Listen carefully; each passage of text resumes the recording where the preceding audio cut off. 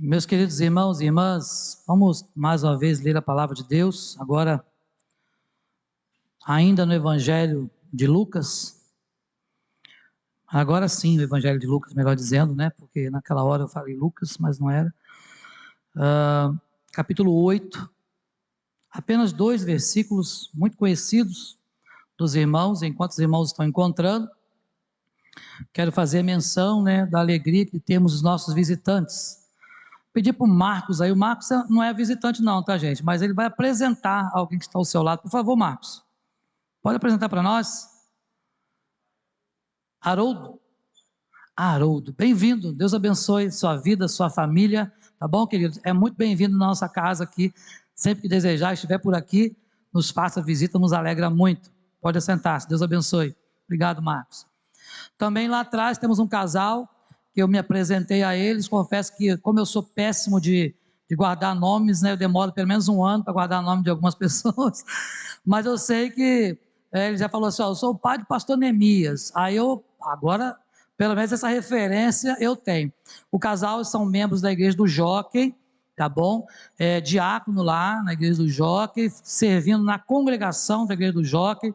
Meus queridos, são bem-vindos em nome de Jesus, tá bom? Essa igreja, os recebemos com alegria, desejando que sempre que estiverem aqui por perto, serão bem-vindos em nome de Jesus. Mas alguém nos visita, assim que eu não tenha percebido? Acho que não, não é? Pois bem, vamos dizer que eles são bem-vindos em nome de Jesus? Sejam bem-vindos. Ô gente, mas eu não ia voltar. Jesus! Parece até que a gente não toma café, né? Vamos dizer que eles são bem-vindos?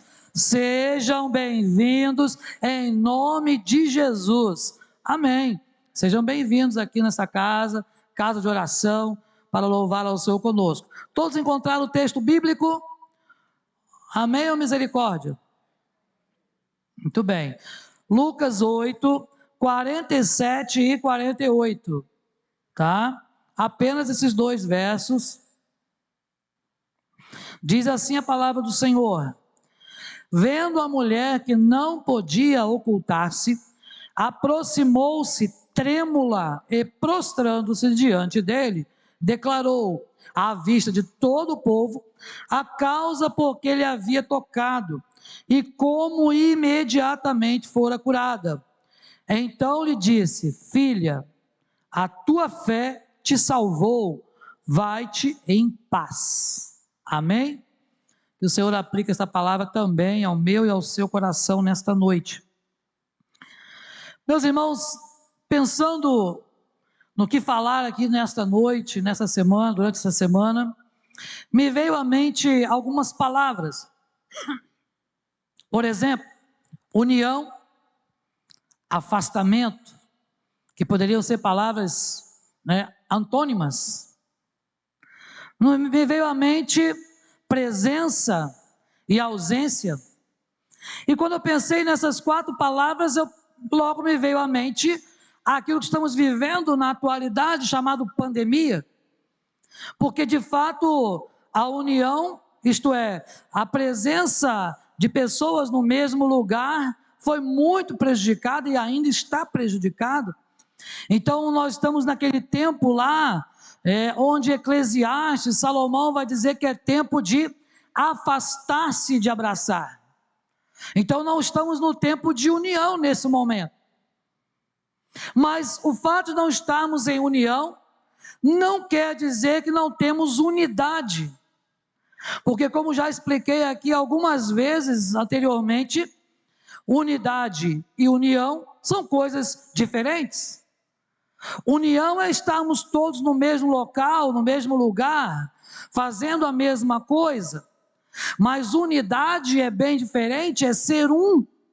Isto é ser algo indivisível. E me lembro quando era criança, estudando lá nas primeiras séries, não faz muito tempo, eu lembro que nós estudávamos assim, conjunto unitário. Vocês lembram disso? Não, né, Júlio? Não era da época do Júlio, não, né? Mas a Paula já te denunciou, Júlio, não tem jeito. Então nós víamos lá conjunto unitário. E aí me faz lembrar essa ideia de que nós somos um. Somos um em Cristo Jesus, onde Cristo é o cabeça, nós o corpo, nós a noiva de Cristo. E como noiva, desejamos ansiosamente o dia deste casamento. Por enquanto estamos só no noivado, mas haverá um dia em que haverá um casamento. E vai ser muito melhor do que aquele casamento que você casou com a sua esposa, com o seu esposo, porque vai ser um casamento para sempre, eterno. Aquele casamento onde você jamais vai sair, não haverá mais divórcio nesse casamento. Nos chama a atenção então que a união, isto é, estarmos todos no mesmo lugar, está muito prejudicado. Nos chama a atenção que estar presente na vida da família, poder visitar um parente às vezes, talvez que esteja um pouco debilitado, alguém enfermo, está muito difícil porque agora nós não podemos fazer já há quase 2 anos. Mas o fato, meus irmãos e irmãs, é que no texto que nós lemos, observe algo interessante. Jesus havia passado por um lugar chamado Gadara. Sabe, o contexto antes de Jesus chegar a esse episódio, com esta mulher que tinha esta hemorragia já há tanto tempo. Jesus passa por uma cidade, por um lugar chamado Gadara, e lá você se lembra que havia um homem endemoniado, que logo que Jesus entrou em Gadara, aquele homem foi até o encontro de Jesus, e ele foi para afrontar Jesus, porque os demônios que estavam naquele homem, eram muitos demônios, tantos demônios que foi preciso uma manada inteira de porcos, não é? Para que aqueles demônios pudessem bater em retirada. E é interessante porque Jesus faz este milagre, né, da libertação daquele homem, e mais à frente, se você observar aí a partir do versículo 35, você vai ver que o povo daquela cidade, apesar de Jesus ter feito um milagre tão grande, e daquele povo estar vendo aquele homem liberto, o povo daquela cidade rejeitou Jesus. Olha só como nós somos. Pastor, mas como assim nós? Eu não sou de Gadara. Sim, mas nós também por vezes rejeitamos algumas coisas que Jesus faz. Talvez você não esteja rejeitando Jesus como Senhor e Salvador da sua vida, mas quantas vezes nós o negamos com as nossas atitudes e ações que praticamos no nosso dia a dia. Às vezes pensamos que negar Jesus é apenas fazer como Pedro fez. Não conheço ele não, nunca vi mais gordo, não sei quem é. Mas não é só isso que é negar Jesus. Por vezes, como deixamos de fazer a sua vontade, quando deixamos de crer naquilo que Jesus tem feito e está fazendo em muitas pessoas, quantos milagres ele tem feito, quantas vezes nós negligenciamos a um chamamento, a uma vocação, a um comissionamento, também estamos negando a Jesus. E será, meu irmão, minha irmã, que nós não temos feito talvez como Pedro? Observe que então Jesus passa, e aquelas terras, né, onde Jesus estava passando, logo depois aquelas pessoas então começaram a reprimir Jesus, não queriam saber. Se você ler o texto todo, você vai observar isso. E ao retornar para Jerusalém, olha a diferença, olha o versículo 40, nós não lemos o 40, mas eu vou ler agora. Ao regressar Jesus, a multidão o recebeu com alegria, porque todos o estavam esperando. Diferente do povo de Gadara, que Jesus havia feito milagre lá, mas aquele povo rejeitou Jesus, e Jesus então volta para Jerusalém, e quando chega lá, o povo recebe com alegria, uma multidão o recebeu com alegria. Multidão. E aí, a partir daí se desenrola a história que vai culminar com os versículos que nós lemos com vocês, o 47 e o 48. Jesus, primeiramente, tem um encontro dele com quem? Com Jairo. Ao chegar de volta na região de Jerusalém, acontece então o encontro de Jesus com Jairo. Jairo era um chefe da sinagoga naquele lugar, mas a filha daquele homem estava doente, à beira da morte, muito enferma. E interessante, irmãos, que um chefe da sinagoga, para chegar a pedir ajuda de Jesus, Era algo extremamente atípico, porque ele mesmo poderia ter feito as suas preces, as suas orações, e ele podia ter dado um jeito. Certamente a credibilidade daquele homem como chefe da sinagoga estava sendo posta em xeque naquele momento. Porque ele, como chefe da sinagoga, agora ele vai até Jesus, que era considerado apenas o filho do carpinteiro, apenas mais um dentre a multidão para os judeus. E Jesus então ouve a súplica daquele homem. E Jesus se dirige para aquele lugar, se dirige à casa. Então ele suplicou que Jesus fosse até sua casa. Ele tinha uma filha doente, e lá no versículo de número 42, no final do versículo 42, ele vai dizer assim: enquanto ele ia, as multidões o apertavam. Você já esteve em um lugar com muita gente? Eu ultimamente, depois que a gente fica mais assim, na flor da idade, igual eu estou, a gente não gosta mais de muito tumulto, né? Não dou mais. Antigamente eu ia para os shows da Rádio Melodia, Rádio El Shaddai, lá no Rio, né? Na Quinta da Boa Vista, no Sambódromo, e pulava, gritava o dia inteiro lá. Tudo bem. Mas hoje, quando tem muita gente, já não dá mais. Mas imagina, a multidão apertava Jesus. Você já pegou trem lotado, metrô lotado, no centro do Rio ou em São Paulo? São Paulo é um negócio interessante, né? Na hora do rush, você não precisa nem fazer muito esforço para entrar no metrô, não. Você fica ali parado, o povo, quando você vê, você está dentro do metrô. É só tomar cuidado para não cair, né? Mas o resto não precisa fazer nada, porque você vai sozinho para dentro do metrô.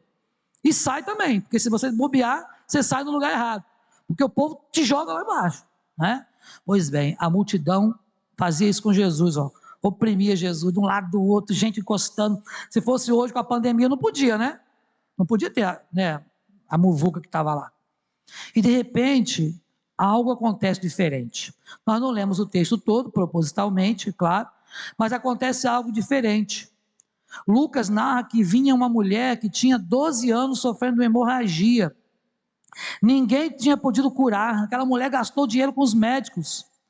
Isso nos faz entender algo interessante, porque Jesus usa também aquilo que o homem tem de conhecimento geral, isto é, aquilo que o homem aprendeu de conhecimento geral, porque Lucas era o quê? Médico. Foi considerado um médico amado. Mas se você observar a mesma narrativa lá em Mateus, Mateus ele era o quê?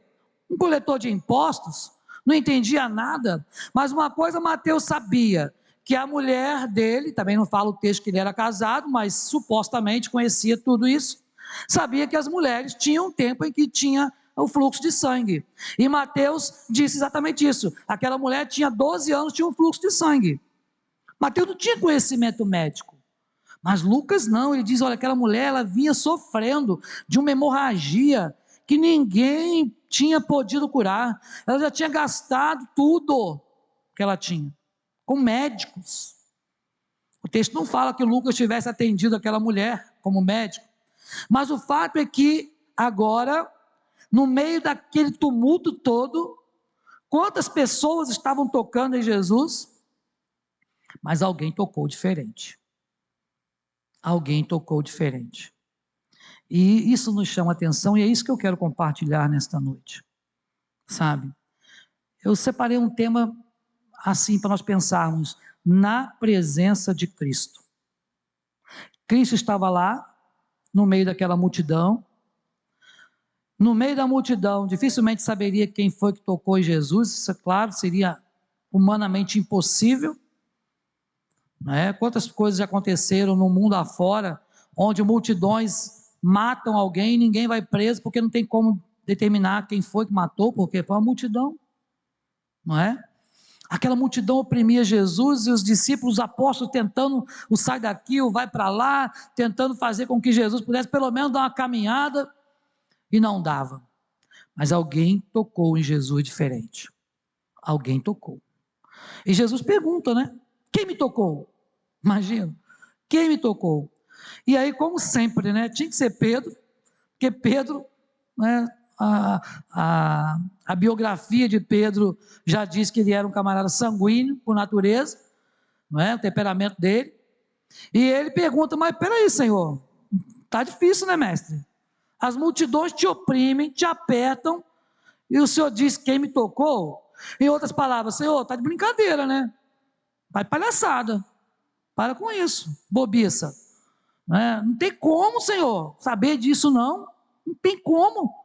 Não, peraí, Pedro, não é isso que eu estou falando, você não está entendendo. Alguém me tocou com a intenção de tocar. Irmãos, o que vale na presença de Jesus é a intenção. O que Jesus vê é a intenção do coração. Eu não pude ir lá em missões, mas eu tenho a intenção de abençoar. Eu não pude ir lá fazer aquela visita, mas eu tenho a intenção e orei. A intenção vale muito para Jesus. Foi um toque intencional. Na presença de Jesus, a primeira coisa que eu queria que você pensasse e saísse daqui hoje no seu coração é que não podemos nos esconder. Na presença de Jesus, não podemos nos esconder. Observe o texto. Quando Jesus insistiu, versículo 46, que também nós não lemos, diz assim o texto agora: contudo Jesus insistiu, alguém me tocou, e aí o texto pode dizer assim, diferente, né? Não está escrito aí, porque senti que de mim saiu poder, ou virtude, em alguma versão antiga, né? Saiu poder. Em outras palavras, Jesus falou, olha, foi diferente. E aí olha o que acontece no versículo 47 que nós lemos, logo no início. O que prova para nós que na presença de Cristo não podemos nos esconder. Vendo a mulher que não podia o quê? Ocultar-se. Aquela mulher não queria expor o seu problema de jeito nenhum. Certamente era algo vergonhoso para ela da época. Certamente aquela mulher, ela era uma mulher excluída da sociedade. Suas amigas deviam falar para ela assim, não vai não há marido não, você não pode casar, você não pode isso, não pode aquilo. Era uma mulher que vivia enclausurada na sua doença. E agora no meio de uma multidão, certamente no coração dela, ela pensou, poxa, eu vou lá, eu vou empurrar quem eu tiver que empurrar, mas eu vou tocar na hora pelo menos dele lá, e eu sei que alguma coisa vai acontecer. Olha a intenção. E ela vai, e ela toca, mas ela tocou, e é igual Zaqueu. Tem gente quando prega em Zaqueu, fala que Zaqueu queria ser exposto. De maneira nenhuma. Zaqueu subiu na árvore lá quietinho, uma figueira brava, e ele ficou lá escondidinho. Se ele queria que alguém soubesse que ele estava lá, que ele estava vendo Jesus, que ele queria ver, nada. Ele queria ficar no anonimato. Esta mulher queria o anonimato. Mas na presença de Jesus não tem anonimato. Sabe por quê, irmãos? Porque tudo que nós fazemos às escondidas, Deus põe às claras. Tudo que nós fazemos às vezes achando que Deus não está vendo, Deus está vendo e coloca em evidência, coloca às claras. Esse negócio de achar, estou viajando, estou longe de casa, longe da família, longe de todo mundo, posso fazer o que eu quiser que ninguém está vendo. Experimenta. Sabe? Os olhos do Senhor estão em todo lugar, o nosso Deus ele é onisciente e onipresente, não é à toa. Sabe? É para que ele possa ocupar todos os espaços do cosmos. Quando nós pensamos na onipresença de Deus, talvez você fique pensando assim, Deus ele está aqui e Deus também está lá. Não é assim que funciona a onipresença de Deus. Deus ele é tão grande, tão onipresente, que a presença dele ocupa todo o cosmos. Não há um lugar sem a presença dele. Mas não que ele esteja aqui, daqui a pouco ele vai para lá, ou ele está lá, como se ele pudesse ser teletransportado. Não é assim que é a onipresença de Deus, de Jesus. Não, ele é onipresente porque ele é tudo e está em tudo, ele vê tudo e ele ocupa todo o cosmos com a sua presença. Não há lugar sem a presença de Deus.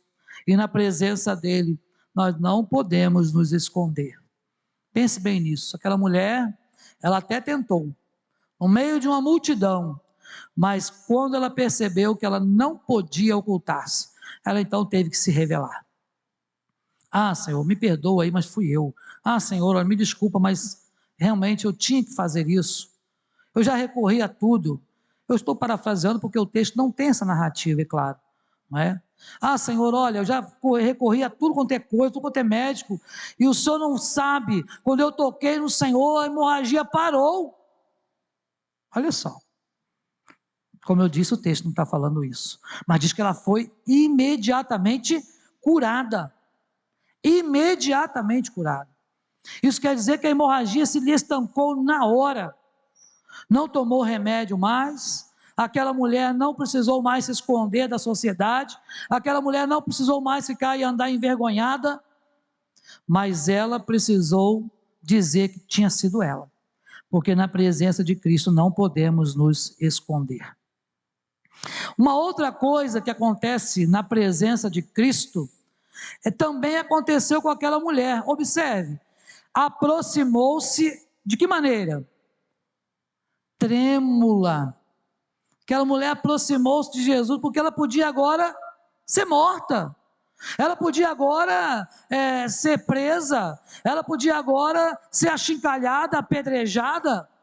Uma mulher impura, segundo as leis judaicas, tocar em Jesus, tocar em um homem, era algo inapropriado, era algo contra a lei.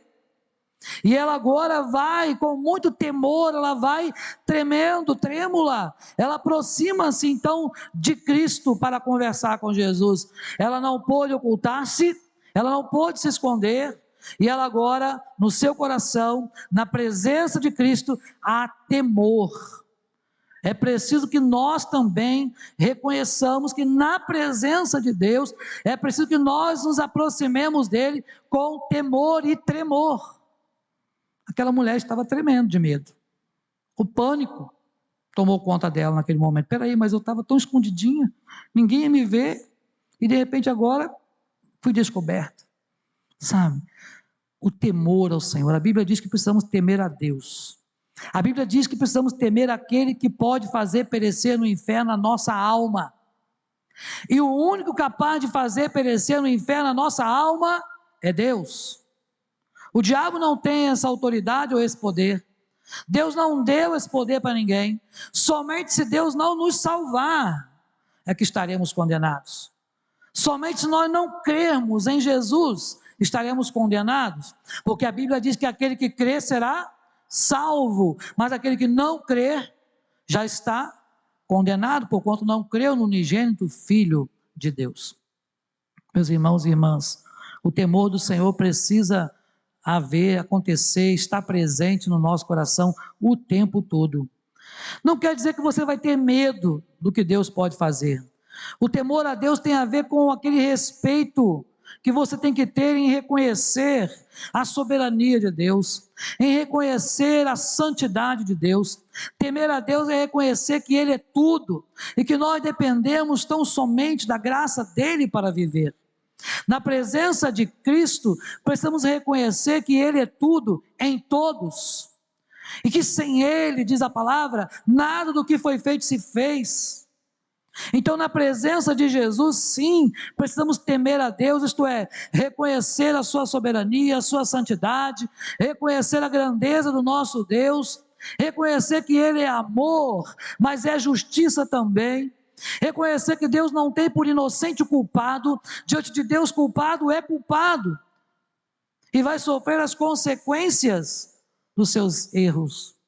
Mas, irmãos e irmãs, na presença de Cristo, precisamos nos lembrar também, de que a nossa vida fica exposta, a nossa vida fica exposta. Olha o que acontece, ela aproximou-se trêmula, e prostrando-se diante dele, declarou à vista de todo o povo a causa por que ele havia tocado. Na presença de Jesus, nossa vida é um livro aberto. Você pode esconder muita coisa do pastor, do presbítero, do conselho da igreja, esconder da esposa, do esposo, esconder de filhos, de pais, de irmãos, pode esconder de muita gente, até de todos, durante algum tempo. Mas na presença de Cristo, a nossa vida ela é exposta, sabe? É uma vida exposta. Isso quer dizer o quê? Que Deus nos conhece por dentro e por fora. A Bíblia diz lá no Salmo 139, e eu gosto muito desse Salmo, nos mostra que, ainda que a palavra não nos chegou nem na língua, e o Senhor já conhece toda. Gosto muito desse salmo. Vamos botar a Bíblia lá nesse salmo? Salmo 139. Eu amo esse salmo assim muito. E gosto muito de falar dele. Senhor, tu me sondas e me conheces. Olha só. Sabes quando me assento e quando me levanto. De longe penetras os meus pensamentos. Esquadrinhas o meu andar e o meu deitar e conhece todos os meus caminhos. Ainda a palavra não me chegou à língua e tu, Senhor, já conheces toda. Tu me cercas por trás e por diante e sobre mim pões a mão. Tal conhecimento é maravilhoso demais para mim. É sobremodo elevado. Não o posso atingir. Meus irmãos e irmãs, na presença de Cristo, a nossa vida então ela fica totalmente exposta. Isso quer dizer que Deus nos conhece. Deus sabe das nossas atitudes, sabe das nossas fraquezas, conhece os nossos medos, conhece os nossos mais profundos temores. E Ele deseja que nós possamos reconhecer que Ele tem tido o controle sobre a nossa vida. O Senhor não perdeu o controle, o Senhor não abandonou o timão do nosso barco, Ele continua dirigindo o nosso barco. Às vezes, irmãos, as lutas que enfrentamos, parece que Deus não está presente, parece aos nossos olhos, parece que Cristo não está se importando, e isso aconteceu com os apóstolos, não se enganem, acontece com muita gente. Os apóstolos de Jesus, nesse episódio inclusive do texto que nós acabamos de ler, tá? Quando Jesus acalma a tempestade, está aí a partir do versículo 22 de Lucas, no capítulo 8, Jesus, depois de uma viagem, estava cansado, foi passar de barco para o outro lado. Jesus então dormiu, ele dormiu, adormeceu, e veio uma tempestade. Aí vocês se lembram o que os apóstolos fizeram? Olha bem, homens que estavam caminhando com Jesus, ensinados por Jesus, comiam, bebiam, dormiam, andavam com Jesus, viram os milagres que Jesus já havia feito, e acharam que porque Jesus estava dormindo, Ele não era mais Deus, porque eles iriam sucumbir. E eles chegam a acordar Jesus. Eu não sei vocês, mas eu não gosto de ser acordado igual eles acordaram Jesus, não. Sabe como que eles acordaram Jesus? Você já leu esse texto? Chegaram para Jesus assim, ó: mestre, mestre, mestre, não se te dá que morramos. Você imagina ser acordado assim? 3 horas da manhã, alguém esmurrando sua porta. Se você não infartar, seu coração, meu filho, vai a 1000 por hora, olha lá, né? Sabe, Jesus foi acordado assim. E diz o texto bíblico que Jesus, ao despertar, observe que ele diz assim: mestre, mestre, estamos perecendo. Despertando-se Jesus, ó, repreendeu. Eu imagino, quando eu falo desse texto, eu imagino Jesus espreguiçando lentamente. Ó, aí o que aconteceu, gente? O que está acontecendo? Algum problema? Você não está vendo essa tempestade, não? Vento, acalma-te. Mar, faz bonança. E aí vira para aqueles homens: olha, vocês são homens de pouca fé mesmo, hein? Só porque eu estou dormindo não quer dizer que eu deixei de ser Deus. Às vezes a gente acha que Deus está dormindo na nossa história, né? Chegou atrasado. Ah, Senhor, está atrasado. Lembra de Marta e Maria? Só 4 dias, Senhor, está atrasado. Às vezes a gente está achando assim também. Mas, irmãos, na presença de Jesus, a nossa vida é exposta, o Senhor nos conhece. É preciso que você saiba, tem que ter temor do Senhor, não podemos nos esconder. Mas uma última coisa que eu quero que você saia daqui pensando também hoje, é que na presença de Jesus há cura e libertação. Aonde Jesus está, há cura e libertação. A cura de enfermidade, sim, Ele é poderoso para curar. Ele é o Jeová Rafá, o Deus que cura. Pode curar qualquer enfermidade, tem curado milhares de pessoas da Covid-19. É ou não é verdade? Ou você acha que é a vacina que está curando? Ou você acha que é a cloroquina que curou alguém? Não, é Deus. Deus tem curado centenas de milhares de pessoas. Pastor, por que Ele não cura todo mundo? A economia é dele, meu irmão, vou discutir com Ele. Quem sou eu para discutir com o Senhor, diz a Bíblia. Ele faz aquilo que lhe apraz. Mas uma coisa eu sei, na presença dele, há libertação sim, há libertação de pessoas endemoniadas, há libertação dos nossos próprios medos, há libertação dos nossos pecados, há cura de enfermidades, há cura da nossa vida espiritual. Quantas pessoas estão com a vida espiritual destruídas, destroçadas, não tem ânimo, nem vontade, nem coragem para orar e muito menos falar com Deus. Mas quando entramos na presença de Jesus, há libertação dessas coisas. A Bíblia diz: conhecereis a verdade, e a verdade vos libertará. Pastor, mas eu já fui liberto, sou crente, aceitei Jesus, não tenho que libertar mais nada. Talvez você pense isso no seu coração hoje. Mas todos nós somos libertos todos os dias de muitas coisas. De pecados, de mazelas, das coisas que fazemos que desagradam o Senhor, que contrariam a Bíblia. Por isso que a santificação é um processo, não é um ato.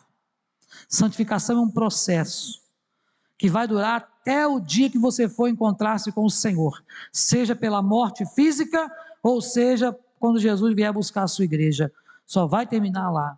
Mas enquanto não terminar, meu irmão, minha irmã, quando você estiver, e você sempre está, quero crer nisso, na presença de Jesus, então saiba que na presença dele há libertação sim, há cura sim. O crente mesmo fraco, ele é mais poderoso que o diabo, porque em nós habita toda a plenitude de Deus através do Espírito Santo. A Bíblia diz isso para nós, o Espírito Santo habita em nós, o Deus Todo-Poderoso habitando dentro de nós. Então, meu irmão, não tem esse negócio de crente fraco. Pastor, estou me sentindo tão fraco. Vai orar, buscar o Deus que pode todas as coisas. Vai orar, buscar Jesus, busca ajuda de alguém também. Não é só orar sozinho, às vezes você não dá conta. Busque ajuda, sabe? Mas não fique pensando que Deus não está presente. Deus sempre está presente. Aquela mulher, olha o que Jesus disse para ela.